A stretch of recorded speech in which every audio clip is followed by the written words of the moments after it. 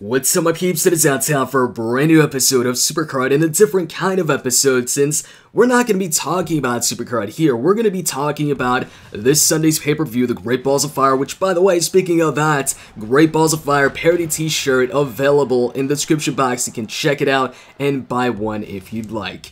Now, this is a return of the prediction game. I haven't done this in a long time. I stopped doing them on the channel, but I always wanted to, bring them back, just wasn't sure when and how. At the moment, I'm posting up all these Supercard videos. You guys seem to like them, so I was like, you know what? Why not try and combine the two? And with Joe versus Brock being the main event and me really liking the build-up to this, I just had to bring it back for Great Balls of Fire. So, as with all the past prediction games, I want to see your predictions in the comments section. Give me your predictions for all the matches, and if you predict them all correctly and answer the bonus question correctly that I'll mention later on in the video, and you're subscribed to the channel, you might see your comment featured in the next Supercard video. With that said, let's start the predictions. So let's start it off with the kickoff match, Neville versus Akira Tozawa for the Cruiserweight Championship. Now, initially, before this was even announced for the pre-show, I was like, yeah, Neville's retaining. I don't see Akira Tozawa being the one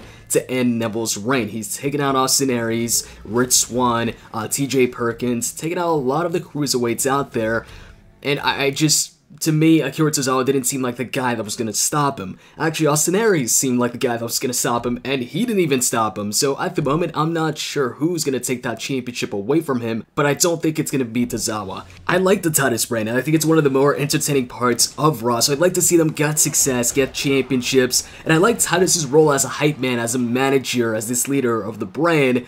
He kind of reminds me of Abraham Washington when he was managing the Primetime Players. He was really entertaining in that role.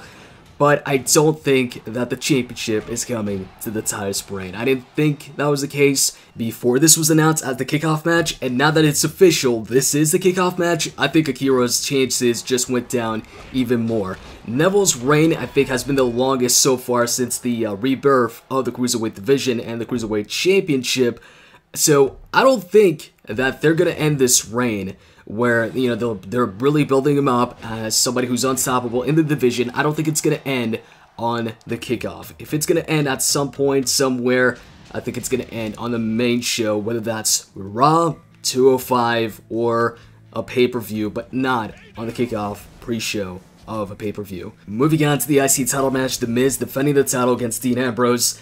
I think this is simply Dean Ambrose getting his obligated rematch clause. I don't think this match was made so that Dean Ambrose can regain the championship. Now that The Miz won it, I think he's going to keep it. I don't think Ambrose is going to get it back. So, to keep it short and simple, I say The Miz wins here and retains the title. And plus, The Miz now, on top of just having Maurice, he's got Bo Dallas and Curtis Axel also in his corner. So yeah, I'm going to go with The Miz. And then Enzo Amore versus Big Cass. I'm going to go with Big Cass here. I think he's winning this. I think, he's going to get the bigger push, probably, but who knows? We might be surprised. I mean, a lot of people were surprised that The Miz got the big push over John Morrison, and he became WWE champion, and John Morrison didn't.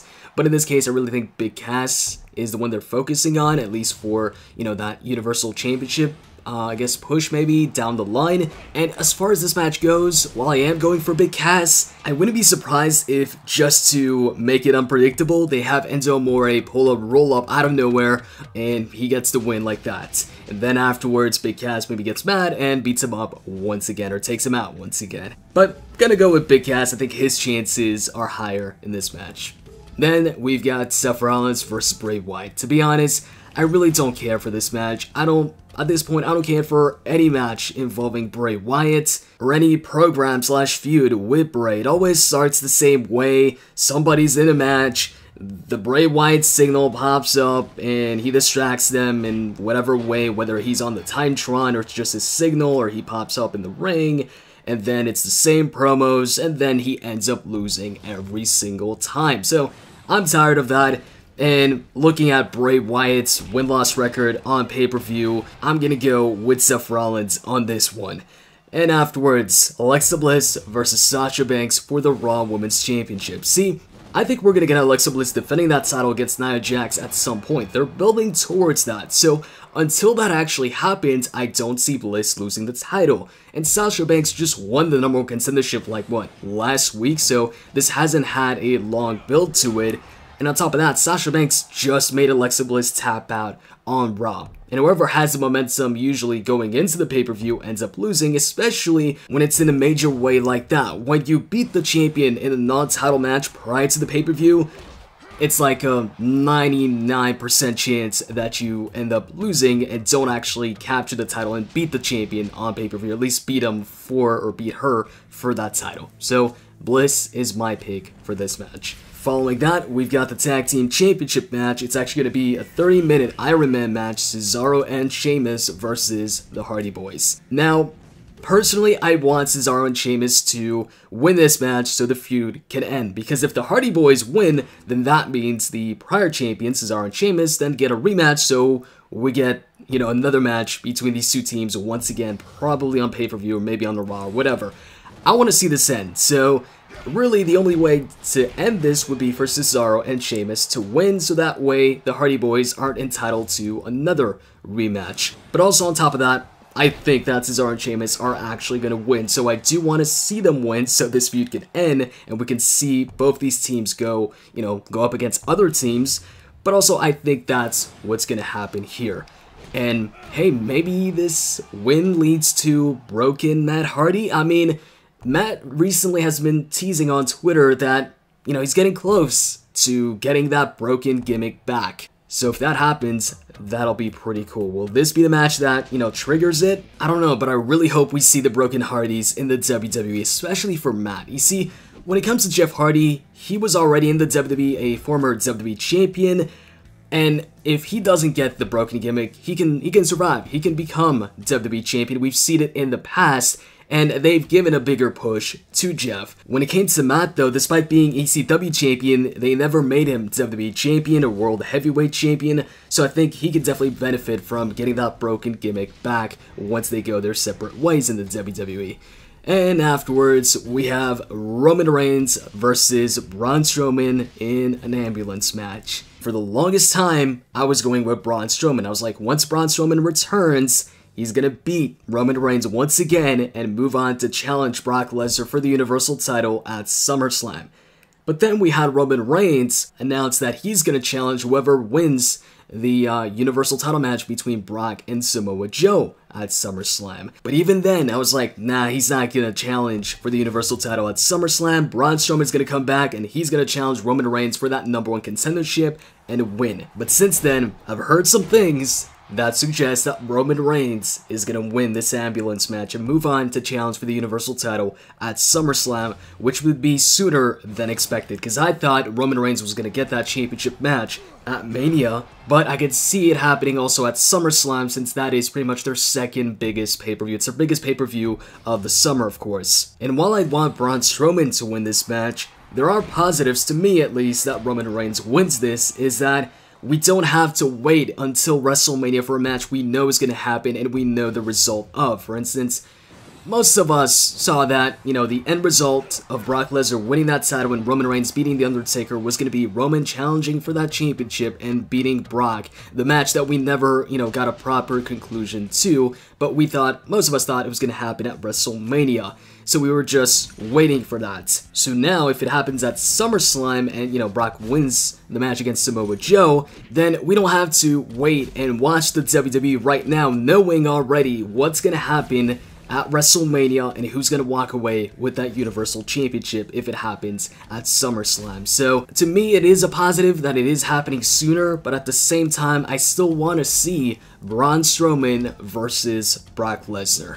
And I would have liked to have seen it for the title, but also there's a positive to this as well, is if it doesn't happen for the championship, that maybe Braun Strowman has a chance at actually beating Brock in a match. If it was for the title, then to me, despite wanting to see the match, the result would have been pretty predictable, and I would have went with Brock all the way. So, as far as the ambulance match goes, gonna go with Roman Reigns winning it. And when it comes to the main event, Brock Lesnar versus Samoa Joe.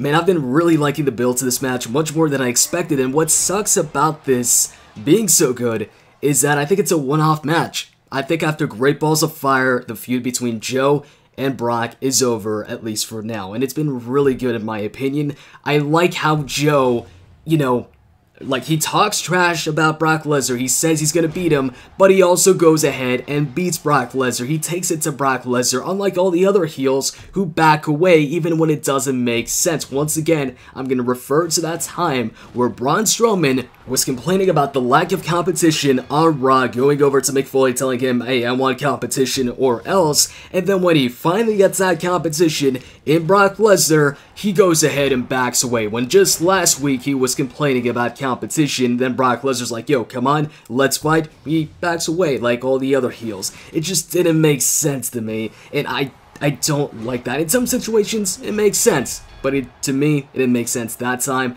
And here I like how Joe has been beating up Brock Lesnar. He's been going after him, and he looked for Brock, you know, after that interview on Raw. How many times do you see a heel doing that?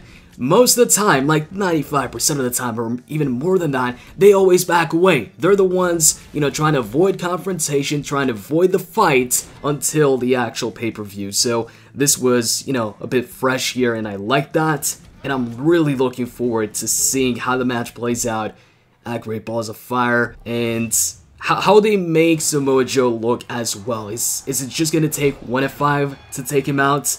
And here's how I think the match is going to end. We're going to see Joe put in that coquina clutch, and then Brock's going to turn that around, lift Joe up on his shoulders, and hit the F5. So basically, countering the coquina clutch into the F5. That's how I picture the match ending. And we'll see if I'm right or not. But I'm definitely looking forward to this. I think it's going to be an entertaining match. And I'm glad that they went with Samoa Joe over Finn Balor or Seth Rollins in that Extreme Rules 5-way match to determine the number one contender for the title. But as far as who I think is going to win, yeah, Brock is my pick for this. And now for the bonus question, and you know what? I'll make it a bit easier on you guys. You don't need to answer the bonus question correctly, you just need to answer it. Provide an answer for it as long as your predictions for the matches are all correct and you just answer the bonus question. You might see your comment featured on the next video. So the bonus question is there going to be a disqualification at the Great Balls of Fire in any of the matches on the card?